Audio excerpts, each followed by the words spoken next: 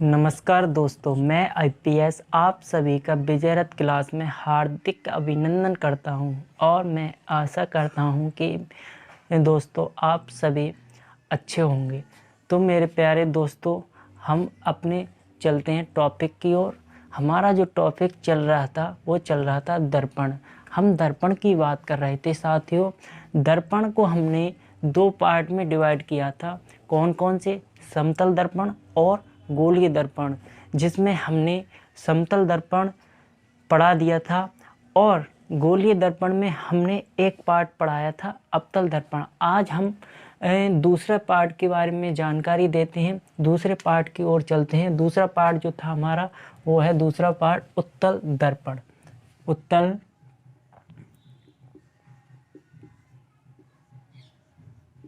दर्पण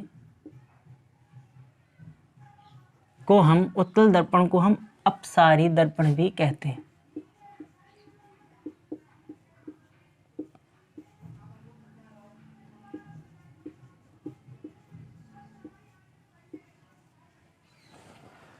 अपसारी दर्पण भी कहते हैं। उत्तल दर्पण को हम कॉन्वेक्स मिरर भी कहते हैं। Convex mirror.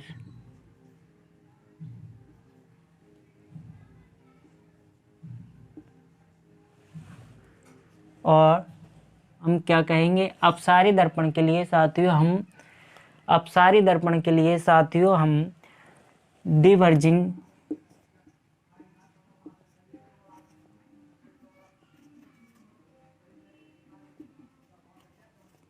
मिरर भी कहते हैं।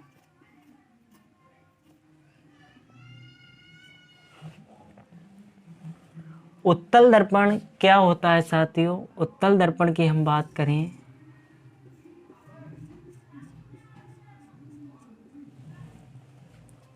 उत्तल दर्पण की परावर्तक पृष्ठ जो है, परावर्तक सतह जो है वो बाहर की ओर उभरी हुई होती है और अंदर की ओर क्या है, इसकी पॉलिश होती है। उत्तल दर्पण प्यारे साथियों क्या होता है, इसकी परावर्तक पृष्ठ, ये सतह जो है वो क्या है, बाहर की ओर उभरी हुई होती है और इसकी एक अंदर की साइड क्या है, ये पॉलिश होती है। इसके अंदर की साइड पॉलिश होती है उत्तल दर्पण। और ये उत्तल दर्पण क्या करता है, ये प्रकाश की किरणों को क्या करता है, फैला देता है। तो मैं ये बात अपने पॉइंट में कैसे लिखेंगे, अपने पॉइंट में किस तरीके से लिखेंगे वो लिख लेंगे कि उत्तल दर्पण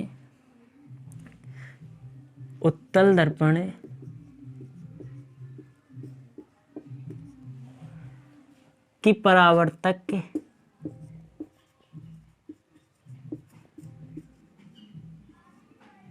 सतह बाहर की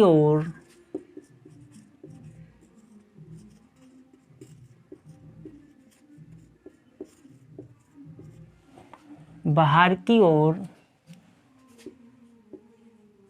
उभरी हुई होती है।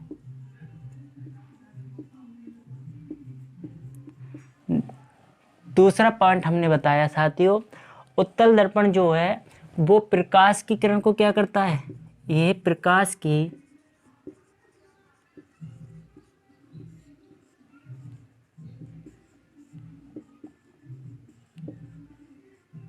किरण को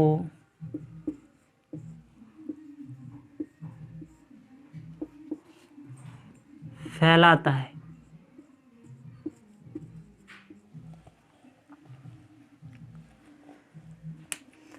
हमने अवतल दर्पण की बात करी। अवतल दर्पण क्या कर रहा था, प्रकाश की किरणों को केंद्रित कर रहा था और ये क्या कर रहा है, उत्तल दर्पण ये प्रकाश की किरण को क्या कर रहा है, फैला रहा है। ठीक है, तो साथियों दो पॉइंट रखेंगे। अवतल दर्पण पूछा जाए क्या होता है तो अवतल दर्पण कहेंगे ये परावर्तक पृष्ठ जो अवतल दर्पण की वो बाहर की ओर कैसी होती है, उभरी हुई होती है और ये प्रकाश की किरणों को क्या करता है, प्रकाश की किरणों को फैलाता है। उपयोग की बात करें हम साथियों, अवतल दर्पण के उपयोग, इनका उपयोग, अवतल दर्पण का उपयोग कहाँ कहाँ किया जाता है? तो मेरे प्यारे साथियों, उत्तल दर्पण का उपयोग कहाँ कहाँ किया जाता है? तो उत्तल दर्पण का उपयोग जो है, हम उत्तल दर्पण का उपयोग गाड़ियों में,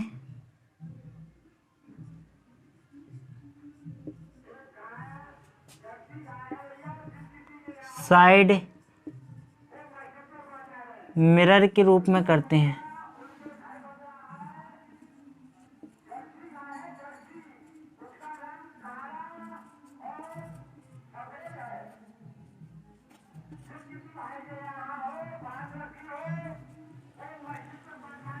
आपने देखा होगा साथियों, साइड मिरर, गाड़ियों की साइड मिरर में जो लगा होता है शीशा, वो देखा होगा कि पीछे एक से अधिक गाड़ी दिखाता है। क्या कारण होता है? अभी हमने बताया, ये प्रकाश की किरणों को क्या कर रहा है? फैला रहा है। जब फैला रहा है तो इसका क्षेत्रफल अधिक होगा ना। जब ये प्रकाश की किरणों को फैलाता है, प्रकाश को फैलाता है, तो सपोज करो इसका प्रकाश भी क्या होगा? अधिक होगा। जब अधिक होगा तो क्या है? ये साइड मिरर के रूप में भी काम करता है। हम पीछे की जो गाड़ी देखते हैं, एक से अधिक भी गाड़ी हमें दिखाई देती हैं। ठीक है। नेक्स्ट, इसका दूसरा उपयोग क्या होता है? इसका नेक्स्ट उपयोग उत्तल दर्पण का रोड लाइट में भी किया जाता है। रोड लाइट में, उत्तल दर्पण का उपयोग प्यारे दोस्तों रोड लाइट में भी किया जाता है। इसका मतलब क्या हुआ साथियों कि रोड लाइट में आपने देखा होगा, बड़े बड़े हाईवे चौराहों पर जो लाइटें लगी होती हैं, वो क्या बहुत बहुत बड़ी लाइटें लगी होती हैं, और वो क्या करती हैं? अपने प्रकाश को क्या बिखेरती हैं। रोड लाइट देखी होंगी, अपने प्रकाश को क्या करती हैं? बिखेरती हैं चारों ओर। तो आपने, यही कारण होता है कि ये उत्तल दर्पण, उन लाइटों में उत्तल दर्पण लगा होता है, जो क्या करता है? इसका काम क्या है? प्रकाश की किरणों को फैलाना, प्रकाश को फैलाना। ये प्रकाश को फैलाता है। तो हम कह सकते हैं दोस्तों, रोड लाइट में भी किसका उपयोग करते हैं? उत्तल दर्पण का उपयोग किया जाता है। नेक्स्ट कुछ बातें हैं साथियों दर्पण से संबंधित, वो मैं लिखाता हूँ आपके लिए। दर्पण से संबंधित कुछ बातों को याद रखना ज़रूरी है, जो आपके एग्ज़ाम में पूछा ही जाता है।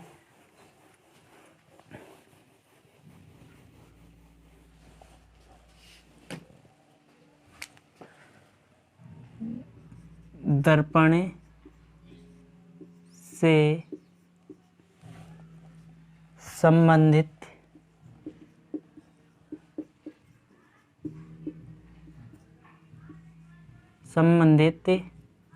कुछ नियम है ये, जो आपको याद रखने हैं। एग्ज़ाम व्यू पॉइंट से बहुत ही ज़्यादा इम्पोर्टेंट होते हैं। क्या नियम है? देखिए साथियों, कोई पहला नियम इसका क्या कहता है? यदि कोई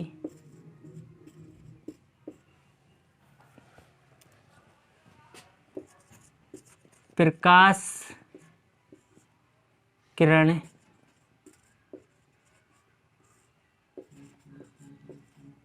मुख्य अक्ष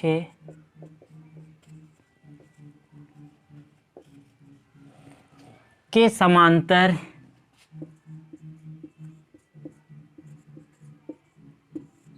आकर दर्पण से टकराती है, दर्पण से टकराती है, तो परावर्तन के पश्चात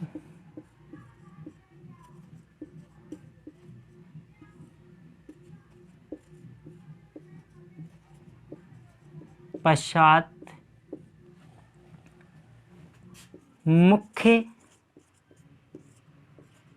फोकस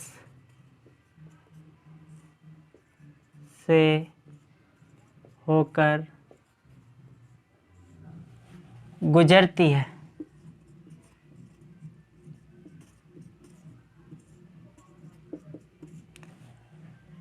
जैसे मैंने साथियों क्या कहा, जब कोई, जैसे ये क्या है, ये कोई है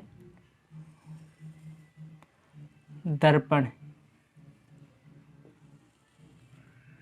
ये क्या है, कोई दर्पण है मान लो, और ये क्या है, इसके मुख्य अक्ष है, ये मुख्य अक्ष है। ये जब कोई प्रकाश की किरण किसकी आ रही है, मुख्य अक्ष के समांतर आई और किस पर टकराई, आकर दर्पण से टकराई, तो परावर्तन के पश्चात ये कहाँ से जाएगी, ये कोई इसका केंद्र है और ये क्या है, इसका फोकस, और ये क्या है, यहाँ यहाँ इसका है केंद्र।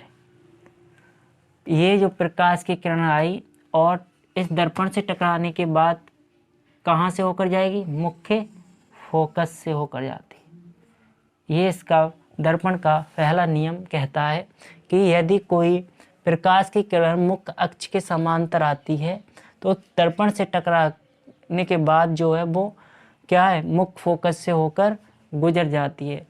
मेरे प्यारे दोस्तों, इसका दूसरा नियम क्या कहता है, दूसरा नियम कहता है साथियों, इसका दूसरा नियम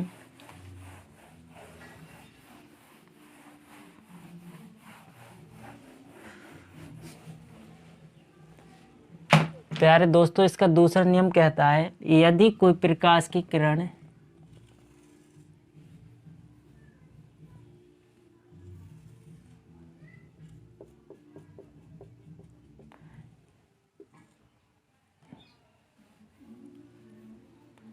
मेरे प्यारे दोस्तों, इसका दूसरा नियम क्या कहता है, ये दर्पण हो, ये इसका केंद्र और ये मुख्य फोकस हो गया, तो ये क्या हो गया, मुख्य अक्ष हो गया ये। और ये जब कोई प्रकाश की किरण, दूसरा नियम कहता है साथ ही, जब कोई प्रकाश की किरणें मुख्य फोकस से होकर किसी दर्पण से टकराती है तो टकराने के बाद जो है वो मुख्य अक्ष के समांतर, मुख्य अक्ष के समांतर गुजरती है। क्या कहता है दूसरा नियम इसका, यदि कोई प्रकाश किरणें मुख्य फोकस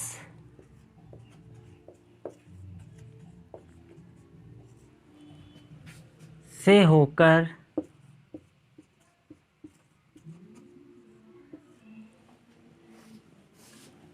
दर्पण से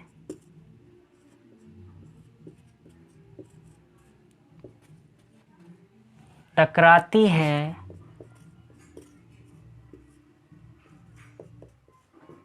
तो परावर्तन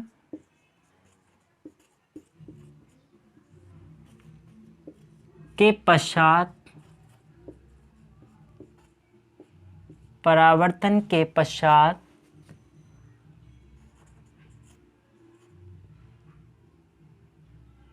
मुख्य अक्ष के समांतर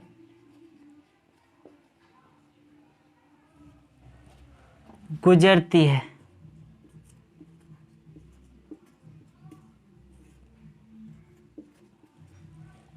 तो याद रखेंगे साथियों, दूसरा नियम इसका, जब कोई प्रकाश की किरणें मुख्य फोकस से होकर जाती है तो क्या है, टकराने के बाद कहाँ जा रही है, ये सीधी मुख्य अक्ष के समांतर चली जाती है।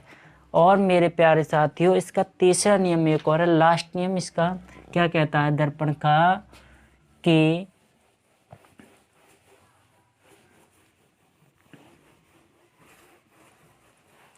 लास्ट नियम साथियों क्या कहता है, इसका दर्पण का लास्ट नियम कहता है यदि कोई प्रकाश की किरणें, ये दर्पण है,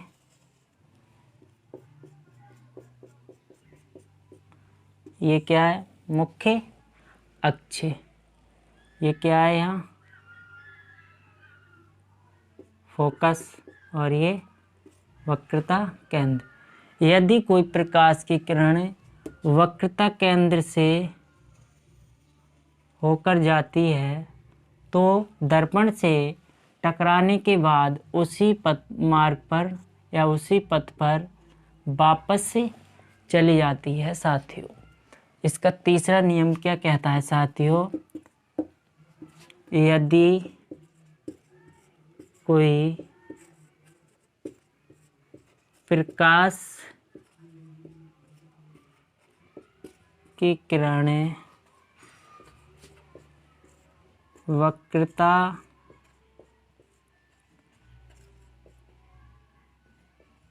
केंद्र से होकर जाती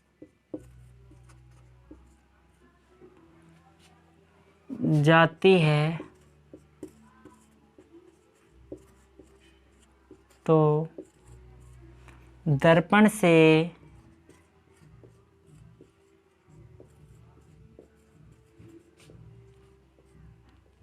टकराने के पश्चात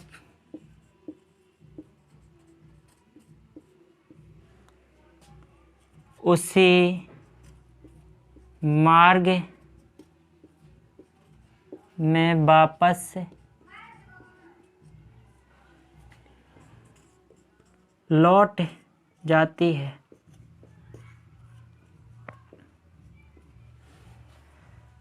तीसरा नियम साथियों कहता है दर्पण का, यदि कोई प्रकाश की किरण वक्रता केंद्र से होकर जाती है तो टकराने के बाद किससे, दर्पण से टकराने के बाद उसी मार्ग पर वापस चली जाती है। मैंने आपको दर्पण से संबंधित 3 नियम बताए। यह नियम साथियों याद रखना जरूरी है, जो एग्जाम में पूछे ही जाते हैं। इनसे संबंधित शर्तें पूछ ली जाती हैं आपसे, तो याद रखेंगे। ठीक है, अगला नेक्स्ट हमारा जो है टॉपिक, वो नेक्स्ट टॉपिक जो है साथियों वो है दर्पण सूत्र।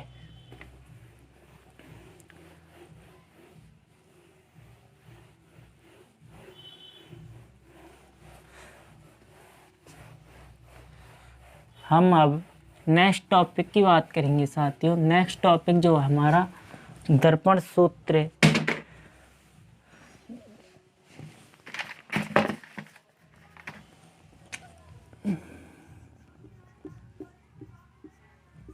दर्पण सूत्र, एक दर्पण सूत्र होता है कि 1/OB प्लस 1/U बराबर 1/F। ये क्या है, ये एक दर्पण सूत्र होता है। यहाँ V क्या है, तो V की बात करें हम, यहाँ V जो है वो है प्रतिबिंब की दूरी। और मेरे प्यारे दोस्तों U की बात करें, U क्या है यहाँ, तो U है यहाँ बिंब को हम वस्तु भी कह सकते हैं, वस्तु की दूरी।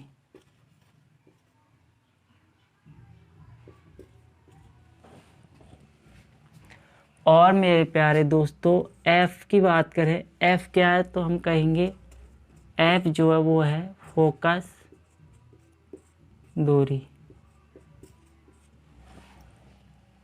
तीनों चीज़ें को याद रखेंगे, इनके सिंबल। V क्या है, तो कहेंगे प्रतिबिंब की दूरी। U की बात करें, U क्या है, बिंब, बिंब को वस्तु भी कह सकते हैं, वस्तु की दूरी। F की बात करें, F क्या है, तो कहेंगे फोकस दूरी। इनसे संबंधित न्यूमेरिकल आते हैं जो आपको जहां अप्लाई होगा, मैं बताऊंगा आगे चल के कहाँ इसका यूज किया जाता है। नेक्स्ट हम बात करेंगे, नेक्स्ट एक होता है चिन्ह प्रणाली, चिन्ह परिपाटी जिसे हम कहते हैं, चिन्ह परिपाटी के नाम से जानते हैं। ठीक है, और क्या होता है, चिन्ह प्रणाली भी इसे कह सकते हैं, चिन्ह प्रणाली भी कहते हैं इसे।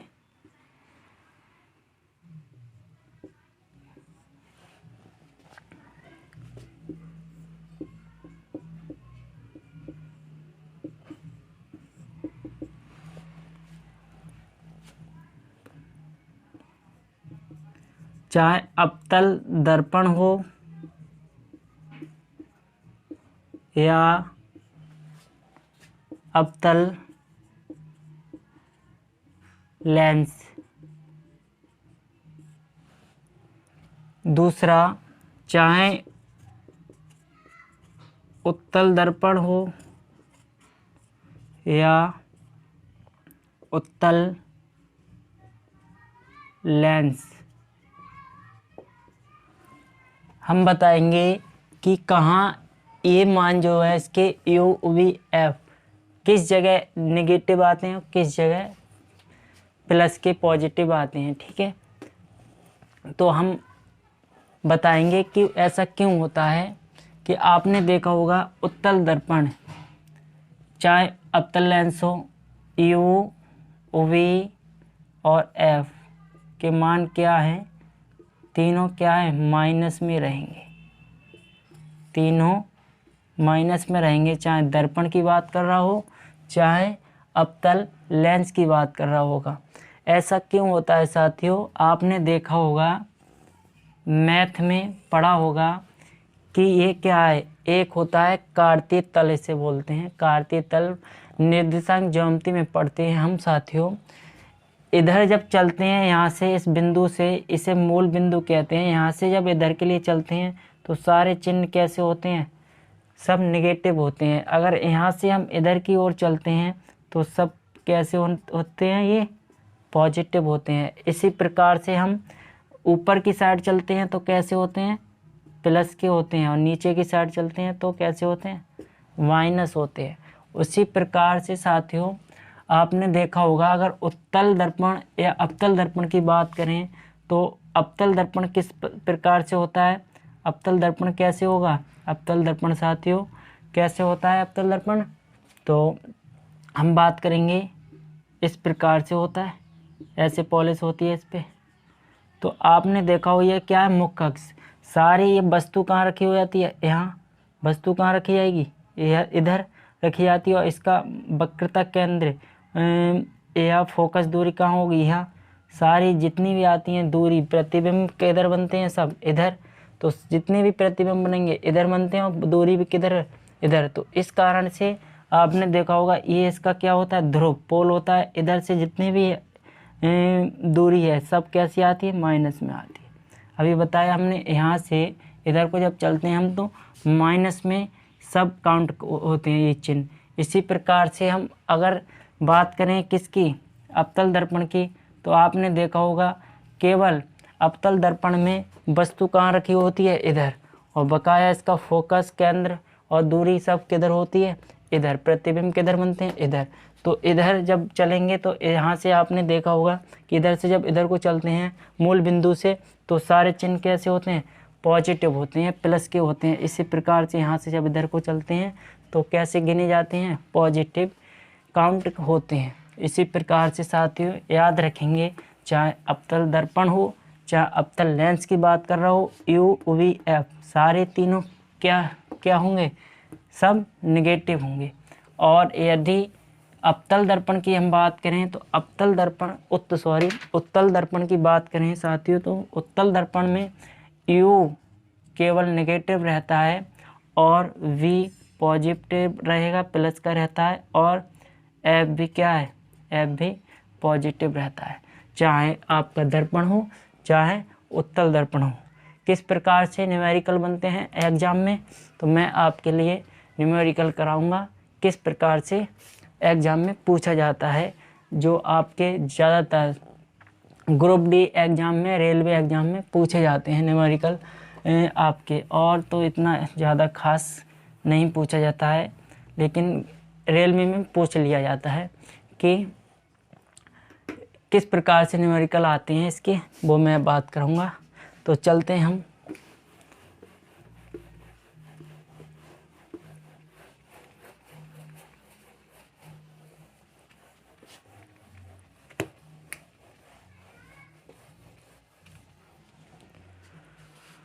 जैसे साथियों आपसे पूछ लिया जाएगा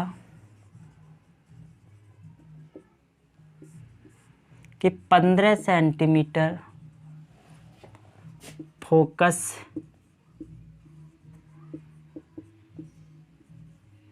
दूरी वाले दर्पण के सामने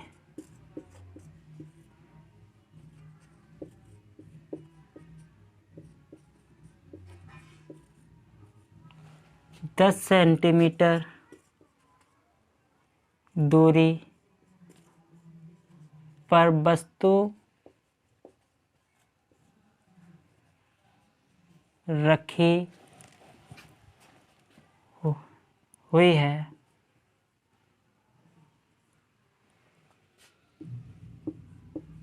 तो प्रतिबिंब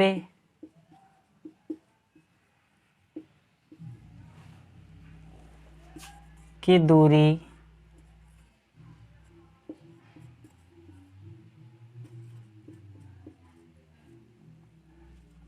ज्ञात कीजिए। तो मेरे प्यारे साथियों, किस तरीके से हम ज्ञात करेंगे?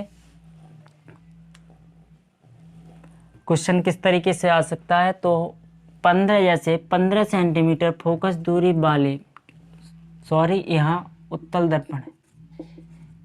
उत्तल दर्पण के सामने 10 सेंटीमीटर दूरी पर वस्तु क्या रखी हुई है तो प्रतिबिंब की दूरी हमसे निकलवाएगा। वो दो चीज़ें दे रखी होंगी, तीसरी चीज़ हमसे निकलवाएगा। तो हम कैसे निकालेंगे फोकस दूरी?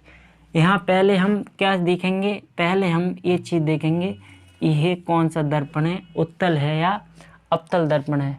तो हम यहाँ देखते हैं तो कौन सा दर्पण है? उत्तल दर्पण। हम जानते हैं कि उत्तल दर्पण, हमने अभी चिन्ह बताया, केवल वस्तु ही निगेटिव होती है, चाहे फोकस दूरी चाहे प्रतिबिंब की दूरी हमसे पूछ रहा हो कैसी होगी, पॉजिटिव होगी। तो यहाँ फोकस दूरी है F, कितना दे रखा है, प्लस में आएगा 15 सेंटीमीटर। अब यहाँ दूरी वस्तु रखी है, क्या वस्तु U की वैल्यू माइनस में आएगी 10 सेंटीमीटर। अब हमसे क्या निकलवा रहा है? प्रतिबिंब की दूरी हमसे निकलवा रहा है B बराबर क्या? तो हम जानते हैं कि दर्पण सूत्र का उपयोग करेंगे। यहाँ क्या होता है दर्पण सूत्र? OV प्लस U बराबर 1/F। तो यहाँ हम लगाएंगे इसकी वैल्यू 1/U की वैल्यू कितनी है हमें निकालनी है। OV की वैल्यू U की वैल्यू कितनी है? माइनस में 10 सेंटीमीटर और F कितना दे रखा है? 15। तो हम यहाँ से इसे निकालेंगे। ये चीज़ को मैं इधर ले जाऊँगा तो 1/OV बराबर 1/15 है, ये 1/15 है। तो 1/15 और इधर जब हम इधर ले जाएंगे दूसरे पक्ष में से माइनस का, उधर जाके किसका हो जाएगा? प्लस का 1/10। तो यहाँ से एलसीएम लेंगे, कितना आ जाएगा? 30 और 15 दूनी 30, 10 दिया 30। तो यहाँ से हम 5 से कट करेंगे, इससे कितना आ जाएगा? 1/6 1/OV। तो 1/, यहाँ से हम वैल्यू निकालेंगे इसकी, तो V बराबर कितना आ जाएगा? 6 सेंटीमीटर। तो मेरे प्यारे दोस्तों, हम एक भी चीज़ देखेंगे, हाँ हमारा माइनस में अगर आता है, जब उत्तल दर्पण हो, अगर हमारा माइनस में आंसर आता है तो हम कहीं ना कहीं गलती कर रहे होंगे। आई समझ में? तो याद रखना हमेशा OV और F की वैल्यू कभी भी पूछे तो किस में आएगी? प्लस में आएगी। और U की वैल्यू पूछे तो हमेशा किस में आएगी? माइनस में आएगी। ये चीज़ों को हम ध्यान रखेंगे। अगर कहीं भी मिस्टेक होती है तो ये सवाल हमारा गलत हो जाएगा। तो याद रखेंगे U की वैल्यू क्या आएगी? OV की वैल्यू कैसी आएगी? पॉजिटिव आएगी। तो हमारा आंसर बिल्कुल सही है। कितना आ जाएगा? 6 सेंटीमीटर। इसी प्रकार से आपसे एग्ज़ाम में न्यूमेरिकल पूछ लिए जाते हैं। तो मेरे प्यारे साथियों, याद रखेंगे किस प्रकार से किए जाते हैं। मैंने आपको बताया सिंपल तरीका, याद करने का तरीका भी बताया। चिन्हों के लिए कैसे याद रखेंगे, चिन्ह प्रपाटी के द्वारा। तो मेरे प्यारे साथियों, यदि आपको मेरा वीडियो अच्छा लगा हो तो प्लीज़ लाइक और शेयर, और अपने दोस्तों को ज़्यादा से ज़्यादा शेयर करवाएं, ताकि हमारे लिए मोटिवेट मिले और हम अपना आपके लिए अच्छा से अच्छा कंटेंट लेकर आएँ। तो मेरे प्यारे दोस्तों, आप सभी के लिए बहुत बहुत धन्यवाद।